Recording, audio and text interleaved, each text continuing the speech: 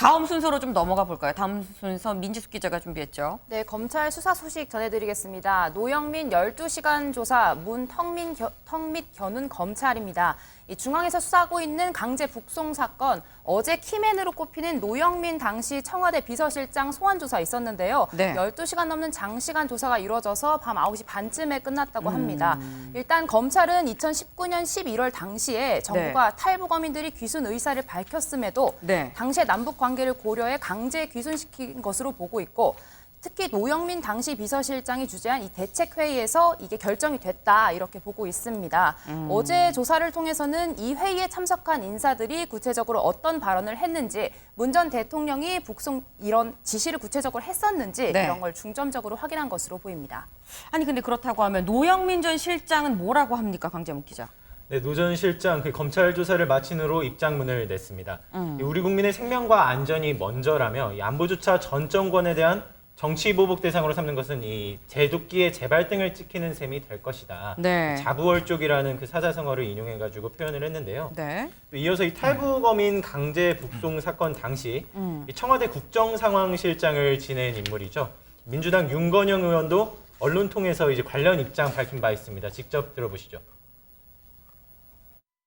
노영민 비서실장은 당시 이 청와대 비서실장이었고요. 예.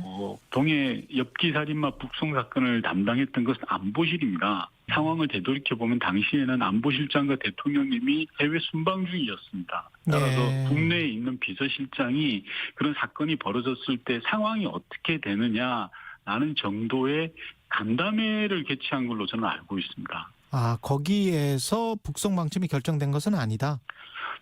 결정할 회의 단위도 아니고요. 권한도 없는 겁니다. 노영민 전 비서실장 주재로 열린 대책회의에서 북송 방침이 결정된 것은 아니라는 이제 주장입니다. 이 사건도 문재인 전 대통령까지 검찰이 이제 수사를 진행할 것으로 보이느냐, 네. 칼끝이 문재인 전 대통령을 향하겠냐 하는 질문에 네. 당연히 그렇게 할 것으로 보인다고 답해 눈길을 끌기도 했습니다. 아니 그런데 지금 노영민 전 실장만 소환 조사를 하는 게 아니다. 앞으로 줄줄이 줄 소환이 좀 예고가 돼 있다, 뭐 이런 얘기가 나옵니다. 민지숙 기자. 맞습니다. 키맨을 불렀으니 수사가 본격적으로 궤도에 올랐을 텐데, 앞으로 이제 윤건영 당시 국정상황실장과 뭐 정의용 서훈 전 국가안보실장 등에게 이제 출석을 요구할 것이란 이야기가 나오고 있습니다. 이 두 전 안보실장을 부른 이후에 수사 마무리 단계에서는 결국 문재인 전 대통령에게 이런 사실관계 의혹이 돼 묻지 않을 수 없다. 검찰이 뭐 서면이든 소환 조사든 네. 문재인 전 대통령까지 조사할 가능성이 점쳐지고 있습니다. 민주당에서는 뭐라고 합니까? 네, 민주당 모든 건과 관련해 문 전 대통령을 걸고 들어가 엮어보려는 심산이다 반발하고 있습니다. 네. 오늘 오전 국회에서 규탄 성명을 냈는데요. 이 앞선 사건들 모두 문 전 대통령을 올가매려는 이 정권의 검은 속내를 드러내고 있다고 입장 밝히기도 했습니다.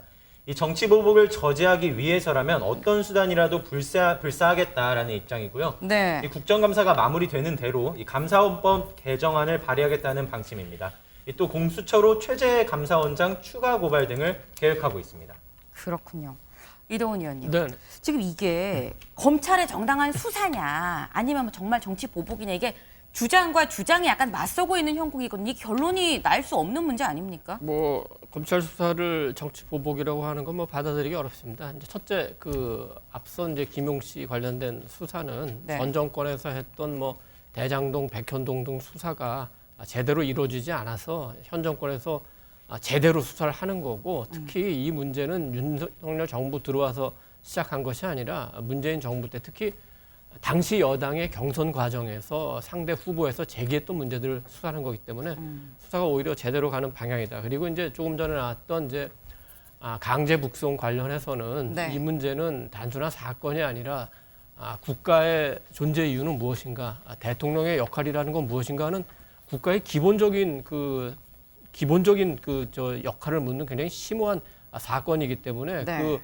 우리 국민, 특히 공무원의 목숨이 북한 해역에 넘어가서 굉장히 어려웠을 때 대통령은 어떤 역할을 했고 국가는 어떤 역할을 했나, 이건 반드시 물어야 되죠. 우리 국민 누구도 그런 희생자가 될 수 있기 때문입니다. 알겠습니다. 지금 사실 양쪽의 주장이 엇갈리는 가운데 이제 본인 의견이십니다만 이제 한쪽의 얘기를 좀 더 이 힘을 실어주시는 것 같습니다.